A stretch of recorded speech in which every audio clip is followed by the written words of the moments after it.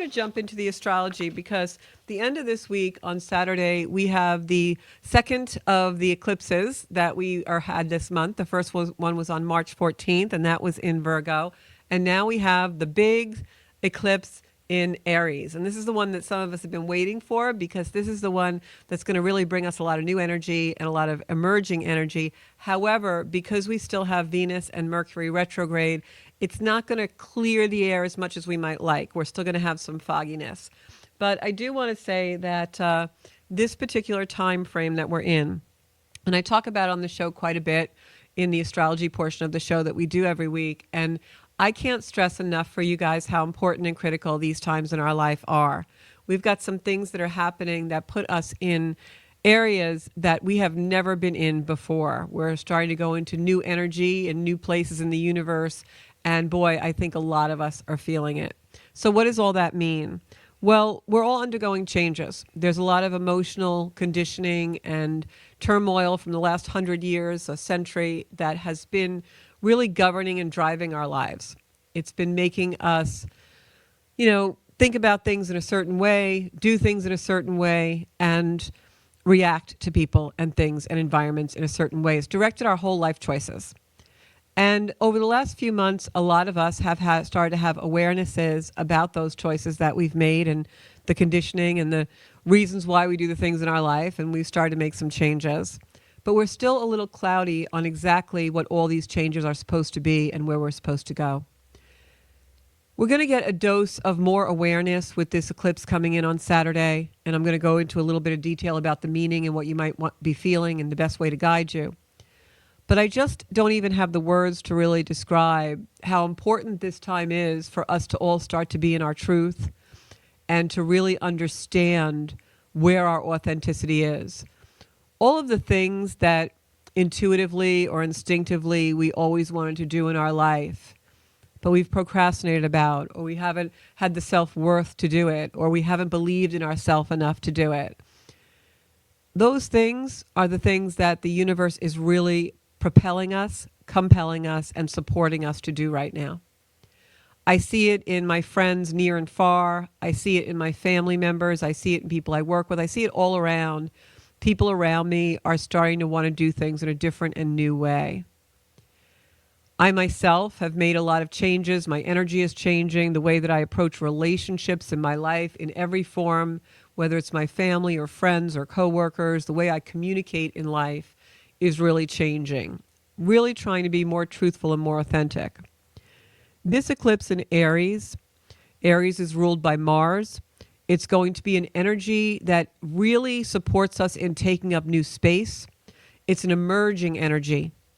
The Pisces energy that we have so many planets still in, and Venus retrograde is headed back there, and Neptune is in Pisces, where it's going to leave Pisces, where it's been since 2011. And the day after this very, very powerful eclipse in Aries, Neptune leaves Pisces and goes into Aries. Neptune in Aries is something that we don't really know what's going to happen. Can't tell you what's going to happen in your chart exactly when Aries energy encompasses Neptune and the planet Neptune starts to go there, because Neptune has not been in Aries for 160 years, actually 168 years. And so there is no one alive right now whose chart I would do who would have natally, the day they were born, Neptune in Aries. I know what Aries energy is, and I know what the planet Neptune is. But together, we have never experienced that in our lifetimes. So it's a big change. Aries as an archetype is an emerging energy, like I said. It's also an energy that asks us where we want to take up space. What do we want to allow to take up space in our life? It's about emerging into a new way of doing things. It's about our relationship with ourself. It's the first house in the zodiac. 0 degrees of Aries, where Neptune will be for the first time in 168 years, is the actual ignition and starting point of energy in the zodiac. To say this is a rebirth is a complete understatement. This is like a new world order and a new human being order for each one of us. And then, of course, Saturn will follow into Aries in a few months, as will other planets. And all the Pisces energy that we've all been dealing with, the cloudiness, the dissolution, the illusions, the dissolution, the dissolving, the feeling like we're out of bounds, feeling like we have no boundaries. All of those things are going to come into a very, very heightened energy in this eclipse. So one of the things that I started to think about as far as the Aries energy is, because Aries energy is ruled by Mars. And we are just coming off a huge Mars retrograde where we were all challenged to have awarenesses about some of the things that we've done in our life as far as our own boundaries and where we don't have boundaries, where our boundaries are authentic and where they're not, where we allowed ourselves to be in spaces that disempowered us instead of empowering us. That's huge in these last few months that we have come into those awarenesses. And where our own voice has been quieted and stifled, where we've allowed ourselves to be a victim instead of a victor. And so now in this eclipse, with Mars ruling Aries, and these planets in Aries, and the day after the eclipse, Neptune going into Aries, what we're going to be feeling is an awareness of where we have been dominant. But where those dominances, based on our past conditioning, our past belief systems, the cultures we were raised in, where did our need for dominance actually harm us? Where did our need for dominance, or to be dominant over a situation or a way of life or a paradigm or a conditioning or a belief system, where did it really not end up healthy? And how do we assert our dominance? You know, what do we use as dominance? Do we scream louder than anyone else? Do we become intimidating? Do we use our sexuality or our sex appeal? Do we use a feminine wile or our masculinity? How do we assert dominance in a false way? That's what's going to come out with this eclipse, very much. And we're going to all have to take responsibility and be really authentic in our truth about where we've allowed false constructs to create dominance complexes that really don't work. Because the most powerful way we can be dominant and the most powerful way that we can be strong is in our own agency, linked and synchronized to our authenticity and the truth of who we really are. What is our real belief system? What is the essence of us? Where do we want to take up space? We just had the spring equinox, 0 degrees of Aries. When the sun goes there, sun is in Aries now. And what happens during spring? I saw it when I pulled out of my driveway to come here to the show. My crocuses and my tulips and my spring flowers are starting to emerge from the dirt and spread their leaves and become blossoms and bloom. A cliche kind of a metaphor, but that's Aries energy. It emerges into a new space. It asks, where do I want to take up space? What have I allowed to take up space previously that I no longer can allow to take up space in my life? For those flowers, they allowed the dirt to take up their space. They went underground. They were dormant. They were struggling to be dominant. But until they came into their own true, authentic power and color, they weren't dominant against the soil. That's us in our lives. And that's the lessons and the awarenesses that we're going to have with these eclipses. There's other things going on with Venus in retrograde. Currently, it was in Aries, now going back to Pisces. And Venus is all about our values. So how does the way that we use complexes to be dominant or go into those power struggles, the things that we were taught in our life, how do we use our certain resources and aspects for dominance that are false, that are just a false construct? Maybe it's money. Maybe we try to dominate and make things transactional relationships, right? But that's not truthful. That's not really who we are. So wherever these complexes arise in your life, these things are going to come up. And now after this eclipse, the day after, when Neptune goes into Aries, these things are going to start to become a little bit less cloudy. And as the months go on and Venus comes out of retrograde and Mercury comes out of retrograde, then we'll have more and more clarity. In July, we have other planets that egress into signs. And now we've been in water and earth for many, many years. And now we go into fire and air in the signs. And air feeds fire, right? We've got Pluto in Aquarius, which is all about change and innovation and going into the new, things that we haven't tried before, embracing our own unique truth and our own uniqueness. And when that happens and Pluto really goes, it's 3 degrees of that sign now, when it really starts to go into Aquarius, it's going to be more and more and more about that for us. And it's no coincidence that we have all this energy over the last couple of months and now culminating with this eclipse in Aries to show us the way of that uniqueness, to show us the awareness of our personal truth. So it's very, very heavy times. It's not going to be easy. The things that are going to come into our awareness during this eclipse season are going to be really the truth of our higher self. And sometimes we want to run away from that. Sometimes things that we've never known or seen or felt or thought or spoke before are scary. But that's the new space. It's just like that flower that had to push through the dirt and come into a new space. That particular bloom never saw the sun before. It might be afraid of the light at first. It might shrink back a little bit. Maybe it gets a little wilted. Maybe it takes on too much sun. That's us right now. We're blooming, we're emerging energy into a new space, into new light, into new awareness, into new illumination. And it can be scary. The old emotional complexes and conditionings that we run are going to hold us back, just like a Mercury and a Venus in retrograde. But then when Saturn goes into Aries, it starts to say, no, I'm not going to be limited anymore. Now I'm in a fire sign, and I'm going to either burn the house down or I'm going to take these embers and make something out of the tinder that used to be our lives. We can no longer go back to the ashes. The things that we had to release and let go, let them go. They're not where you're supposed to be.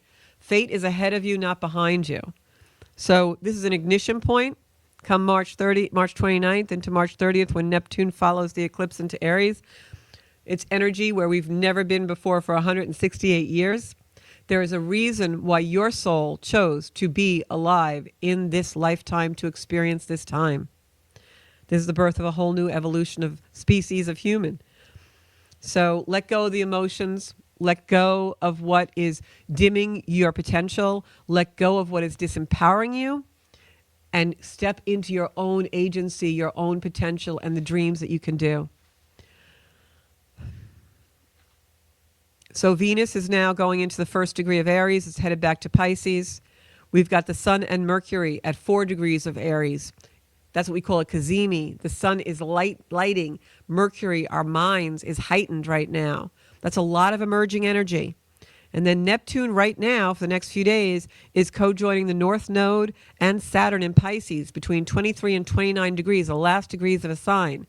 The most potent power of a sign is those last degrees. If you have any planets in Pisces, in those last degrees of Pisces, you're probably getting a little bit of a, stormy sea right now. You're getting tossed around a little bit. But that's okay, because you're going to come out of this into a whole brave new world. Mars is at 21 degrees of Cancer squaring Chiron. That's where the emotion comes in. Chiron is the wounds. Mars is the healer. Mars wants us to use that old dominance complexes, those power struggles that we ran of where we wanted to be dominant, we wanted to be best, and no one's better than me, and I'm going to show you, and see, I'm better than her, and he's better than this one, and all those power struggles and dominance complexes. Now, Saturn and Pisces energy, Aries, Neptune, the moon, the sun, Saturn, all of it, Venus, Mercury, all comes in. And they all say in one way or another, is this really your value system? Is this really your truth? Is this really who you want to be? I think not. I don't think your soul came here to have power struggles. I don't think your soul came here to use money or your masculine power or your feminine wiles or your sexuality or your intimidation or your belief systems imposed upon others as a dominance feature. I think your soul came here to use truth and love and your own agency and your soul space to find your own power and empower you. These are really amazing life lessons that we're having. This is about taking up new space in the energy and being really present in it. This is about seeing the reason in this eclipse of why you haven't been able to accomplish everything that you want and realizing that your power comes from within. This is about emptying out what you've outgrown. That's why we can't go back to the past. We've outgrown it. It just doesn't work for us anymore. All right? So merge the energy. By the end of May, Saturn will be in Aries. Jupiter will be in Cancer by June. And by July, Uranus goes into Gemini. And then we have a whole stage in the zodiac filled with fire and air. And we all know air feeds fire. Now is the time we should be prepping in order to get ourselves where we need to be to file our full potential and feel it and embody it and be where you want to be emotionally, be where you want to be in the relationships in your life, and be where you want to be in every aspect. And you're going to see people start to really let go of the material stuff. You're going to see people really start to go back to basics and the things that really make them joyful and happy in their lives. Also, Mercury retrograde enters Pisces the day after the eclipse, so that's going to bring us a lot of inner contemplation. It's going to make us revisit these last few months of what came into our awareness, so that now with the other planet, Neptune in Aries, we can have that synchronicity of the Neptune in Aries bringing us a new perception of the things that our minds will be repeating while Mercury is in Pisces. So we think about the things we've been thinking about for the last few months, but now in a new energy because now Neptune is in Aries come the end of the week. So really, really cool week. I'm going to put our affirmations up on the screen now if Carmine will do that for me. He's back there today. And if you guys know, I do an affirmation every week of the month so that at the end of the month when we have our new moon, we can use these affirmations. And these are designed specifically for the energy of each of the weeks that passed this month when we had our full moon into the new moon. And they are designed for this eclipse. So I'll put them up on social media when we're done. So the first one is, I have the power to create the life I want. Number 2 is, I release what no longer serves me with gentleness and ease. Number 3 is, I embrace the flow of new energy coming towards me. And tonight is, and our last one for this week and the eclipse is, I emerge and thrive in a new space. So those are our March affirmations. I'm so glad that you guys are tuning into the soul space. Every week we have more and more viewers, and I know that's because you guys have been saving and sharing the show. And you can also, if you ever miss a show or you want to share a show with somebody, you can go on my website, zenkuda.com, and all the shows are automatically put there once they're up on my YouTube channel, Zenkuda.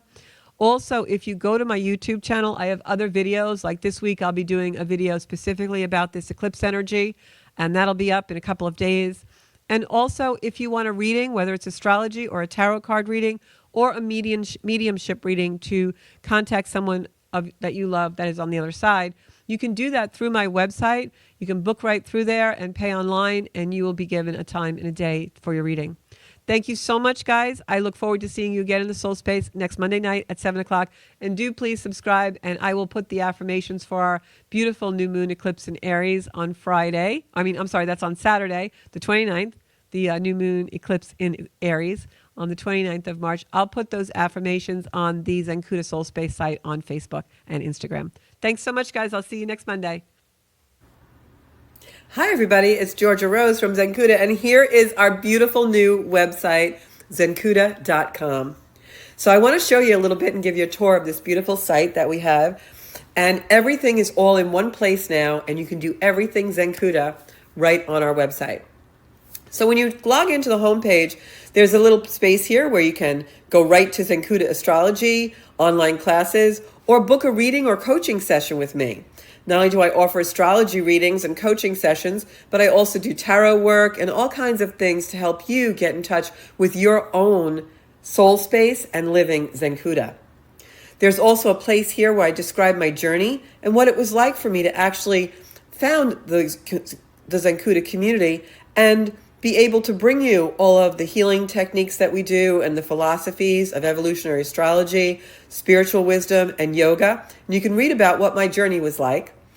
And in addition to that, if you go on to book a reading, you can actually book a reading for any session that you really would like to have. For instance, a 1-hour astrology chart reading, a tarot card reading. I also do synastry chart readings for couples.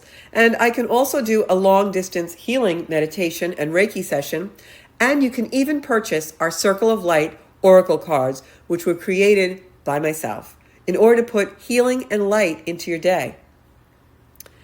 If you go back up, there's also a space where we're going to be putting our online classes. Those will be very, very soon. If you'd like to be informed about those online classes, about astrology and spirituality, yoga, all sorts of things, you can join our wait list and just give us your email, and we'll be sure to let you know exactly when classes will be starting.